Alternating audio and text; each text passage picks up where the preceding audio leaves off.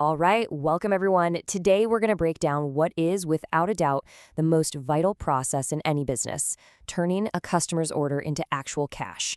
Now, if you're an accounting or an AIS student, you have to know this stuff cold. It is the engine that drives revenue, and we are about to look right under the hood.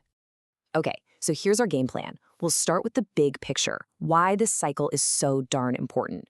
Then we'll walk step by step through the classic manual process for sales, shipping, and collecting the cash. And to finish, we'll see how modern systems have totally changed the game. So, first things first, why are we dedicating so much time to this one single process? Well, because it's not just some boring back office paperwork. It's the absolute lifeline of a company. I just love this quote. It perfectly captures the idea. This cycle is the physiological heart of a business. It's not just about making a sale. It's the core system that pumps cash, the lifeblood, through the entire organization. So the key word to focus on here is cycle. This isn't a one-and-done event. It starts the second a customer says, I want that, and it doesn't truly end until their payment is safe and sound in the company's bank account. And you better believe every single step in between is a potential point of failure or fraud. All right, let's get into the nitty-gritty. The very first stage of this journey, the sales order. This is the official starting pistol that kicks off the entire chain reaction we're about to explore. You know, in a classic manual system, which, by the way, is the absolute best way to learn the underlying logic, it all starts with a pre-numbered multi-part sales order form. Think of this form as the master blueprint. And that pre-numbering? That's a simple but powerful control to make sure no orders just vanish into thin air. Okay, but hold on. Before we even think about shipping anything, we run into our first major risk. What's to stop an overeager salesperson from selling $1 million worth of product to a customer who can't actually pay for it? That's what we call bad debt, and it's a killer. So how do we control for that? And this right here is a perfect textbook example of a key control called segregation of duties. It's all about making sure no one person or department can control a whole process from start to finish. You see, the credit department, they don't get a commission. Their only job is to be the independent gatekeeper. They do the math, and if the numbers don't work, the order stops right there. That physical signature is the key, the authorization that says, okay, proceed. Now, this is where it gets really cool. Once that order is approved, look at what happens. One single document explodes into a symphony of activity across the company. The warehouse, shipping, and billing departments all get their copy, and they all start their jobs at the same time, working from the exact same playbook. Okay, the order is approved, the copies are flying. Now it's time to actually get the product out the door, and, just as important, make sure we have a legal claim to get paid for it. So, the goods are picked from the warehouse shelves and they roll over to the shipping dock. But they can't leave the building just yet. Nope. The shipping department acts as another crucial, independent checkpoint to prevent embarrassing and costly mistakes. And this is how they do it. It's a beautiful, simple control. The shipping clerk basically plays detective. They look at the paperwork from sales, what was ordered. They look at the paperwork from the warehouse, what was picked. And they look at what is physically in the box. If those three things don't match up perfectly, that shipment is not going anywhere. Meanwhile, over in the billing department, they've been sitting on their copy of the sales order, just waiting. What are they waiting for? They're waiting for the green light from shipping. They will only create and send that invoice after they get official confirmation that the goods are on the truck and have left the building. This is a huge accuracy control.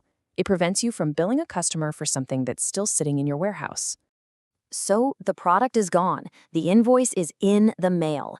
Now comes the moment of truth. We have to handle the cash.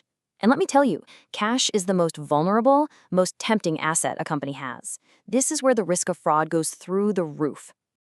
So let's talk about a really clever and unfortunately common type of fraud called lapping. I can almost guarantee you, if you're studying for an AIS exam, you are going to see a question on this. It's a classic for a reason. Just look at how this works. It's like a shell game. The fraudster pockets the check from customer A. But now customer A's account is going to show up as overdue, so to hide it, when customer B's check comes in, they apply that money to customer A's account. Okay, great, but now customer B's overdue, so when customer C pays, they use that money to cover B's account. It is a frantic, perpetual juggling act every single day to stop any one account from getting an overdue notice and triggering a phone call that would expose the whole thing. So, how in the world do you stop this? Well, the number one control is, you guessed it, segregation of duties. You make sure the person opening the mail and listing the checks is a different person from the one who takes the money to the bank and a different person from the one who updates the customer accounts. By separating who touches the cash from who records the cash, lapping becomes nearly impossible. And the mandatory vacation, that's a brilliant human control. You force the juggler to go on vacation for 2 weeks and the whole scheme falls apart. Okay, now that we've really dug into the logic of the manual system and its controls, let's fast forward to today and see how modern systems, think big ERPs like SAP, have completely automated and streamlined this process. The single biggest change is the move from slow, paper-based processing to real-time, instant updates. In a business-to-business or B2B company, an ERP means the moment a sales order is entered, inventory is reserved, and the customer's credit is checked, all in a split second. But now think about a business-to-consumer model, a B2C business like a grocery store. Their point of sale or POS system collapses this entire cycle. The order, the billing, the cash receipt, it all happens right there at the register in a single cash basis transaction. It's the same fundamental process, just happening at lightning speed. All those controls we just talked about, they don't go away. They just get built directly into the software. The system itself is programmed to check a customer's credit limit. If they're over their limit, the software physically blocks the order from going any further. The control is enforced by code, not by a human with a pen. And this is how we enforce segregation of duties in the digital world. It's called Role-Based Access Control, or RBAC. It's a digital wall that says, okay, you're a sales rep, so you can create an order, but you are forbidden from even touching the credit limit field. It builds those separate duties right into the system's DNA. So in the end, it doesn't matter if you're looking at a paper and pencil system from 50 years ago or a cutting-edge global ERP system today, the core strategy is exactly the same. It's about defense in depth. It's about layering controls on top of controls to make sure every single transaction is accurate, authorized, and legitimate. And let's wrap this all up with a big question to think about. As technology like AI and blockchain make these systems even more automated, even more self-running, the role of the accountant, the role of the AIS professional, it's going to fundamentally change. We're going to stop being people who process transactions and start being the people who design, audit, and monitor the automated controls themselves. So the question for you is, what does that next generation of controls even look like?